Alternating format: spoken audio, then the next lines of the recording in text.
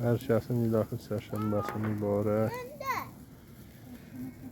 Vaxtına sağ-salamat tonqalımızı qaladıq. Torpaq çərşənbəsi, ilahi çərşənbəsi deyirlər. Firuzə, mıstığın da gəlir. Deyir, gəldi Firuzə. Torpağa qaldır.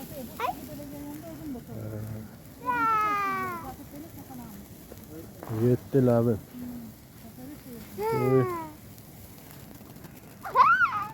7 ləvin bu il ayın 17-sinə, geçən 18-sinə düşmüşdü. Gələn il 16-sına düşəcək.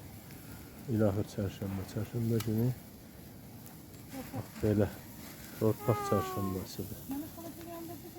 Fatih o yana tut, gələr gözümüzə. Hər ilahi çərşənbədə torpaq çərşənbəsində bir tonqal qalıyırıq. Həyətdə. Bəzi şeylər, patlayan bir şeylər ağırıq, patladırıq. Çək, möhkəm çək. Aha, o nə idi içində çıx. Firuzə, mıstığın orada qazır ha yine. Firuzə, pişiyin orada qazır.